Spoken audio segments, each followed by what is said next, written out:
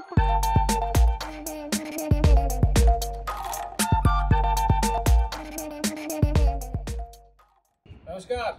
नए एपिसोड के साथ मैं और मोहन जी दोनों लौट आए हैं, क्योंकि पहले एपिसोड में हमने सिर्फ चर्चा करके और छोड़ दिया था कि भाई ये पेट जो समस्या मेरी भी है कि तूम निकल गया है, चर्बी बढ़ गई है पेट की, अब मोटापा आपका दिखने लग गया है। शर्ट आप अच्छी पहनते हैं लेकिन वो ऐसे तोंद की वजह से थोड़ा सा गंदा सा दिखने लग गया है। या टी शर्ट पहनना चाहते हैं आप, अब चाहते हैं कि टी शर्ट आपके बॉडी के शेप के हिसाब से अच्छा दिखे, लेकिन बॉडी का शेप ही जब गड़बड़ हो गया है तो फिर गड़बड़ तो कपड़ों के साथ दिखेगा ही। तो उस पिछली बार जो हमने सिर्फ चर्चा करके छोड़ दी थी वो यही बात थी, लेकिन इस एपिसोड में क्योंकि पहले एपिसोड के बाद बहुत सारे लोगों का ये कमेंट आया और बहुत सारे लोगों ने हम तक जो पहुंच पाए मेल्स के ज़रिए, सोशल मीडिया के ज़रिए, कॉन्टैक्ट नंबर्स के ज़रिए, उनका ये कहना था कि भाई आपने पहले एपिसोड में सिर्फ कह के छोड़ दिया, ज़रा करके बताइए कि तोम कम कैसे कर सकते हैं। मुझे ये बहुत बड़ा चैलेंज है, मेरे लिए भी चैलेंज है और आपके लिए भी है। हाँ देखिए, ये दूध कम करने के लिए गौरव जी दो चीज़ें हैं। एक तो हमें बॉडी क्लॉक को सही करनी है, थोड़ा बहुत कैलोरी इनटेक में भी हमें कंट्रोल करना पड़ेगा। तो इसमें सामान्य इम्प्रूवमेंट क्या करनी है कि रात का खाना जितना हो सके हल्का खाएं, क्योंकि रात को अगर खाना हैवी खा करके सोते हैं ना, बॉडी के अंदर जैसे वो पूरा का पूरा एनर्जी एक तो डाइजेशन के लिए लगता है, डाइजेशन कर लिया तो हाई कैलोरी चीज़ें खाया हुआ है तो वो फैट में कन्वर्ट होकर के पूरी तरह से पेट में डंप हो जाता है। उसके कारण से पेट का इंटेज स्वाभाविक रूप में बढ़ जाएगा, क्योंकि रात को हम सोए हुए हैं, बॉडी का एनर्जी कंजप्शन बहुत कम है, तो एक्स्ट्रा जो डाइजेशन के बाद पचने के बाद जो भी ग्लूकोज ब्लड में मिक्स हो जाता है, ब्लड को गाढ़ा बना देता है, उसको कंट्रोल करने के लिए फैट में कन्वर्ट करके डंप हो जाता है। ठीक है, तो पेट में फैट जमने का सबसे बड़ा एक कारण, सबसे बड़ा कारण में से एक ये है ना, इसको हम कंट्रोल करते हैं। मतलब आपके हिसाब से हैवी खाना क्या है? हैवी खाना जब मैं बोल रहा हूँ तो इसमें जो ज्यादा फैट रिच सोर्स से बना हुआ है, जिसमें मक्खन है, जिसमें घी है, तेल है, मीठा है, शुगर वाले चीजें होते हैं ना, जिसमें शुगर डाल करके बनाए होते हैं, इस तरह की चीजें हाई कैलोरी वाले हैं। इवन फास्ट फूड भी, रेडीमेड फूड भी, फैक्ट्री मेड फूड भी कैलोरी रिच होते हैं। अगर ऐसे चीजें हम रात को खा करके सोते हैं तो ब्लड में ग्लूकोज का भरमार सप्लाई हो जाता है, ये फिर पूरी तरह से फैट में कन्वर्ट होकर के डंप होगा। डंप होने के लिए डंप यार्ड, खाली जगह, स्पेस स्टेट नहीं है, वहीं डंप होता है, इसीलिए एज गेन हो जाता है। ठीक है, कुछ लोग कहते हैं दाल भी रात को नहीं खाना चाहिए, दाल खाना चाहिए, प्रोटीन रिच खाना चाहिए या नहीं खाना चाहिए? दाल खा सकते हैं, लेकिन स्वाभाविक रूप में लाइट खाना है, हल्का खाना है, और सोने से 2-3 घंटे पहले खाना है। दूध पी सकते हैं? दूध भी पी सकते हैं, लेकिन यही ध्यान रखनी है कि सोने से 1-2 घंटे पहले अगर लेंगे तो ये आसानी से पचेगा, शरीर का इंटरनल डिटॉक्स प्रोसेस में हेल्प मिलेगा। अच्छा, एक चीज़ और बताइए लास्ट के बाद, ये ज़्यादातर लोगों को जो मॉडर्न लाइफ स्टाइल है उसमें प्रॉब्लम होती है, वो जो पार्टी में जाते हैं और 30, 60, 90 है, तो वो क्या उसकी वजह से भी प्रॉब्लम होती है? स्वाभाविक रूप में अगर कर सकें तो पार्टी ट्रीट जो भी करना हो, अगर दिन में कर सकें तो ज्यादा अच्छा है। रात को करते हैं। अच्छा, मतलब आप कह रहे हैं पार्टी दिन में कर ले? कुछ भी कर लो, दिन में कर लो, उससे आपको कोई वेट गेन नहीं होगा, क्योंकि आप एक्टिव रहोगे। अगर रात को हैवी खाना खाने वाला जो भी सिस्टम कर लिए तो उस केस में आपको नेक्स्ट डे फास्टिंग करनी है। अच्छा, एक आखिरी सवाल का और जवाब दे दीजिए, ये जो 30, 60 अब इसको अवॉइड नहीं कहते कि आज के लाइफस्टाइल के हिसाब से ऑफिस के बाद ही लोग पार्टी करने जाते हैं, तो जैसे हम दूध और दही और दाल की बात कर रहे हैं कि खाने के बाद कम से कम 2-3 घंटे जागना चाहिए, उसके बाद सोना चाहिए, तो क्या यही पार्टी की किया है अगर आपने, उसके बाद भी यही है 2-3 घंटे जागिए पहले? हाँ, लेकिन अब इसमें ये भी नहीं करना है कि रात को 11-12 बजे खाना खा लिया, अब 2 घंटे जागना है तो फिर 2-3 बजे सो रहे हैं, ये भी बॉडी क्लॉक को खराब कर देगा। 7-8 बजे तक निपटा ले सकते, जितना जल्दी हो सके उतना अच्छा है। कभी कभी पार्टी लेट हो जाता है तो नेक्स्ट डे कंपेंसेट करने के लिए नेक्स्ट डे फास्टिंग कर सकते हैं। अगर कंप्लीट फास्टिंग नहीं कर सकते हैं तो ओनली फ्रूट खा सकते हैं। तो इस तरह से फास्टिंग से वो कंपेंसेट हो जाता है, कैलोरी बैलेंस हो जाता है, डिटॉक्स करने का शरीर का जो सिस्टम है उसको सपोर्ट मिल जाता है। एक तो ये पक्ष हो गया कि कैलोरी को आप मैनेज करेंगे, और दूसरा आप एवरी डे एक सामान्य एक्सरसाइज सीरीज है, उसमें बहुत ज़्यादा कोई हाई फाई रॉकेट साइंस वाला टेक्नोलॉजी कुछ नहीं है, सिंपल एक्सरसाइज है। एक कार्डियो इफेक्ट ले आइए, शरीर में डिटॉक्स प्रोसेस आता है ना, और कैलोरी कंजप्शन बढ़िया होता है। उसके बाद एब्डोमिनल रीजन में ही टारगेट करते हुए कुछ एक्सरसाइज है उसका करिए, और एब्डोमिनल एज लॉस सुनिश्चित हो जाएगा। तो खाने वाली बात तो मैंने बताया, अब प्रैक्टिस कर लेते हैं साथ में। आइए, अब इसमें भी कार्डियो के लिए योग में सबसे बेस्ट कार्डियो माना जाता है सूर्य नमस्कार। हमने फर्स्ट एपिसोड में सूर्य नमस्कार कर लिए हैं। सेकेंड एपिसोड में सूर्य नमस्कार के बजाय कार्डियो के रूप में हम लोग जॉगिंग सीरीज कर लेते हैं छोटा सा, उसके बाद फिर फ्लोर प्रैक्टिस करेंगे, एब्स वर्कआउट। आइए शुरू करते हैं। अच्छे से स्पीड अप करिए, slowly at first and gradually faster and faster. Increase your speed and intensity, क्योंकि आप क्विक फिक्स टारगेट कर रहे हो, है ना, तो अच्छी तरह से स्पीड अप करिए। हाँ, यहाँ कुछ महसूस तो हो रहा है, अभी देखते जाइए। अच्छी तरह से हाथों को मूव करिए, push your hands up alternately and with increased speed possible। अब यह चेंज करिए, एक पैर आगे एक पैर पीछे एक साथ फ्लो में।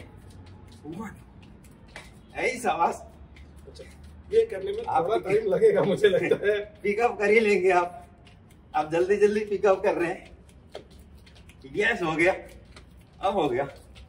अब साथ में हाथ को भी मूव कर लीजिए, और वापस, लेकिन हो जाएगा। और थोड़ा स्पीड से फास्ट मूवमेंट करिए,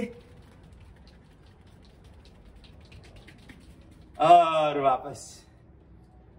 एक बार शरीर को अच्छी तरह से स्ट्रेच करेंगे, हाथ को गोल घुमाएं। अब ये फ्रंट बॉडी और बैक को स्ट्रेच एंड कंट्रैक्ट करने वाला सिंपल अभ्यास। Inhaling up and exhaling down, inhaling up and exhaling down. Legs straight रखकर इसको 50 से 100 बार तक ले जाना है। शुरू में 10-20 बार से शुरू करिए, और इस स्पीड को बढ़ाते हुए नंबर को बढ़ाएं। 100 बार तक करते हैं तो हाथी भी पतला हो जाएगा। इनहेल एंड एक्सहेल, इनहेल करते हुए ऊपर एंड एक्सहेल करते हुए वापस। अभी तो एक ट्रायल है, दोनों हाथ को आगे ले जाएंगे, ऐसे ट्विस्ट करते हैं, इससे स्पाइन का अलाइनमेंट भी सही हो जाता है। कई लोगों का स्पाइनल प्रॉब्लम भी कॉमन रहता है। और वापस हाथ को ऊपर उठा करके गोल घुमाएंगे। आइए अब फ्लोर प्रैक्टिस करते हैं। Abdominal contraction, centric abdominal stretching और कंट्रैक्शन। इसके लिए पैरों को स्ट्रेट रखें। अब इसमें दो टाइप के प्रैक्टिस होते हैं, एक तो डायनामिक प्रैक्टिस और दूसरा स्टैटिक प्रैक्टिस। अभी इंच ज्यादा बड़ा टारगेट है तो आप डायनामिक फोकस करें शुरू में, और समय के साथ यौगिक प्रैक्टिस ज्यादा स्टैटिक होते हैं।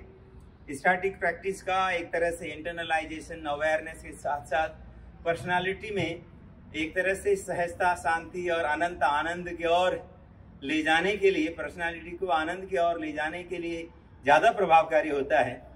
तो आपका जो रिजल्ट का टारगेट है उसके अनुसार शुरू में डायनामिक कर लेते हैं, रिपीटेशंस होंगे, बाद में स्टैटिक वाले में भी जाएंगे।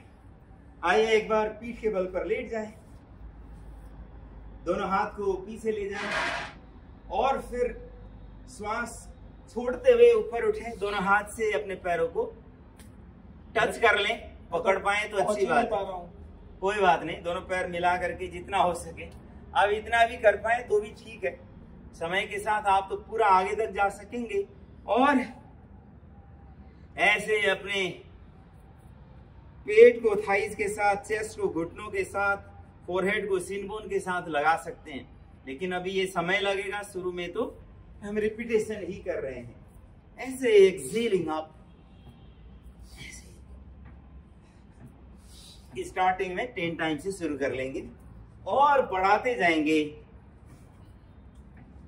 समय के साथ 20, 30, 50 तक आराम से जा सकेंगे। अब 50-100 बार तक ऐसा अभ्यास करने लगेंगे तो मैं पहले कह रहा था ना, ये हाथी भी पतला हो जाएगा, ऐसे ही पूरी तरह से पेट का चर्बी वहां से भाग जाएगा और फिर वापस। अब हमें इसको कंप्लीमेंट करने हैं। अभी तो ऊपर से उठ रहे थे, अभी पैरों को उठाएंगे, हाथ को कमर के पास रखेंगे, श्वास भरते हुए पैर को ऊपर, श्वास छोड़ते हुए वापस। ऐसे जैसे मैंने कहा शुरू में हम 10 बार से शुरुआत कर रहे हैं, बढ़ाएंगे 20, 30, 50, 100 बार तक ले जाएंगे। और जिस दिन आप 100 बार तक करने का कैपेसिटी बिल्ड करेंगे, उस दिन आपको पेट कम करने का कंसर्न रहेगा ही नहीं, क्योंकि वो कम हो चुका होगा। लेकिन ये कैपेसिटी धीरे धीरे बिल्ड होगा, एक साथ नहीं होगा, समय लगेगा। हो सकता है 15-20 दिन, 1 महीने, 2 महीने, 3 महीने तक भी लग सकता है, लेकिन आपको डे 1 से रिजल्ट मिलना शुरू हो जाएगा। अब आपको रिवर्स करनी है, कंप्लीमेंट करनी है। आपने पेट पर दबाव क्रिएट करे हैं और दोनों हाथ को सिर के दोनों साइड में ले जाएं। अब इस बार पेट को स्ट्रेच करते हुए चक्रासन करेंगे। हाथों पर वजन शिफ्ट करें और पूरी तरह से ऊपर जाना है। जो बिगिनर्स होते हैं पहले कमर को ऐसे हाफ लिफ्ट कर लेते हैं और फिर सिर को रेस्ट करा लेते हैं, फिर उसके बाद ऊपर जाएंगे। और जो रूटीन प्रैक्टिस करते हैं एक साथ पहुंच जाएंगे। जैसे यहाँ हाथ रखा और सीधे पहुंच गए चक्रासन पर, यहाँ रोकेंगे। मैं तो इतने से ज्यादा उठ ही नहीं पा रहा हूँ। अरे आप तो पहले दूसरी बार में इतना कर रहे हैं, जब आप लगातार 1 महीने कर लेंगे ना, तो देखेंगे आपका स्टामिना कहां से कहां पहुंच जाएगा। मतलब इतना उठना भी ठीक है पहले, हाँ, to start with. Very good, ये बहुत अच्छा है शुरुआत। अब वापस आ जाइए और इसके बाद फिर पैर मोड़ करके ही रखेंगे, दोनों हाथ को पीछे ले जाएंगे। एक्सेल करते हुए दोनों हाथ को राइट साइड ले जाएं। Inhaling back, exhaling left side, inhaling back, exhaling centre. ऐसे 10 का सेट कर लेते हैं। 2, exhale, exhale, exhale, 3, exhale, exhale, 4, exhale, exhale, 5, exhale, exhale, 6, exhale, exhale, exhale, 7, exhale, exhale, exhale, 8, exhale, exhale, 9, exhale, exhale, और 10। फिर वापस। अब इस बार फिर पैरों को स्ट्रेट रखें, एक बार शरीर को स्ट्रेच करें। अभी आप पूरा ऊपर से उठ रहे थे, इस बार पैरों को भी उठाना है। Exhale, bend your right leg, दोनों हाथ से कवर कर लीजिए, फिर पीछे चले जाएं। अब एक्सेल करते हुए बाएं पैर को मोड़ लें, दोनों हाथ से कवर करें, फिर वापस। एक्सेल करते हुए दोनों पैरों को भी मोड़ लें। ये एक सेट हो गया। एक्सेल, एक्सेल, एक्सेल, 2 सेट हो गए। एक्सेल, एक्सेल, एक्सेल, 3 सेट हो गया। Exhale, exhale, exhale, 4, 5।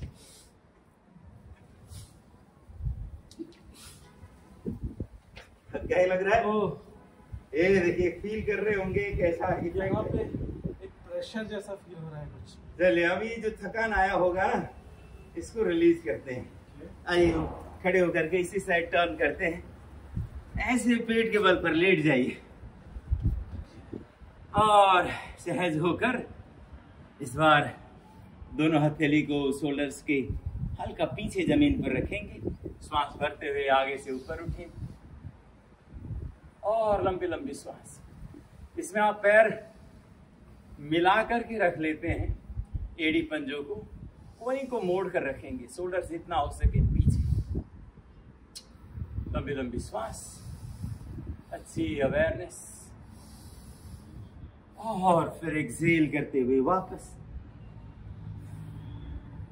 क्योंकि आप लगातार आगे की ओर झुक रहे थे ना, उसको बैलेंस करना था, इसीलिए आपने संतुलन के लिए भुजंग आसन का अभ्यास किया। एक बार फिर करेंगे, श्वास भरते हुए ऊपर जाएं, अब फिर पीछे जाकर रैबिट पोज में विश्राम करें, शशक आसन बोलते हैं। पैर थोड़ा सा खोल सकते हैं इस बार, और हाथ को आगे ले जाएं,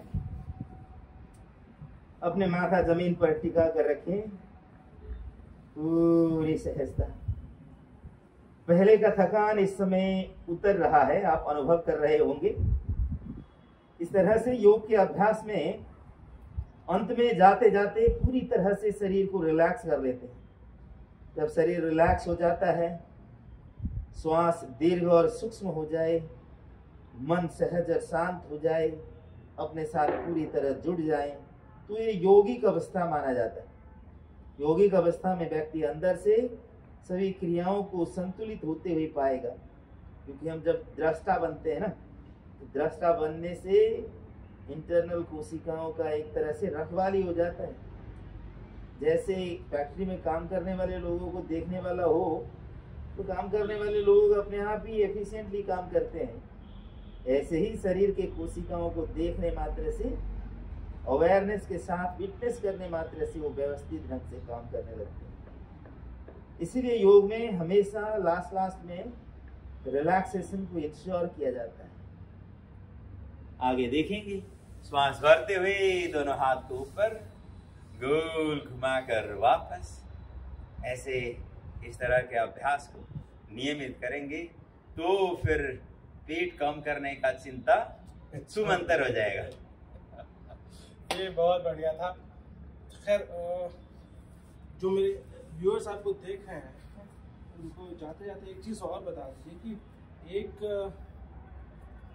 जो डाइट कॉन्शियस जो लोग हैं, उसमें एक अक्सर चर्चा रहती है कि रोटी चावल जो है ये कार्ब्स का सबसे बड़ा सोर्स है और इसकी वजह से सबसे ज़्यादा इधर चर्बी जमा होती है। ऐसा सच है या गलत है? पोषण कंट्रोल नहीं हुआ तो चाहे कुछ भी खा लें वो होएगा ही। अगर पोषण कंट्रोल है तो चावल खा लें और रोटी खा लें, उससे कोई प्रॉब्लम नहीं है। लेकिन ज़्यादा हो जाता है कि अगर मान लो आप एक दिन में 1500-2000 कैलोरी बर्न करने के हिसाब का फिजिकल एक्टिविटीज रूटीन करते हो, अब खा रहे हो 3000 कैलोरी, तो स्वाभाविक रूप में चाहे रोटी के रूप में खा लो चाहे अन्य किसी नाम में खा लो, अगर ज़्यादा कैलोरी खा रहे हैं, शरीर का एक्टिविटी कम है, तो स्वाभाविक रूप में सरप्लस हो जाएगा। वो सरप्लस कहाँ जाएगा? शरीर में ही तो डंप होगा कहीं ना कहीं। अगर पोषण कंट्रोल करेंगे तो ये समस्या रहेगा नहीं। रोटी भी खा सकते हैं, चावल भी खा सकते हैं। इनफैक्ट अब भारत में देखेंगे, नॉर्थ इंडिया के कई साइड में तो लोग रोटी खा लेते हैं, साउथ में कई जगह चावल ज़्यादा खा लेते हैं, सब जगह अपने अपनी है। तो चावल खाने वाले लोग सारे मोटे थोड़ी है। पोषण कंट्रोल सबसे बड़ी बात है। छोटे छोटे मील्स खाना ठीक है? ऐसे बहुत ज़्यादा बार खाना भी आजकल वेट लॉस के लिए एक तरह से ट्रीटमेंट के तौर पर यूज़ कर रहे हैं, लेकिन सामान्य रूप से दिन में 2 या मैक्सिमम 3 बार ही खाना ज़्यादा उचित है।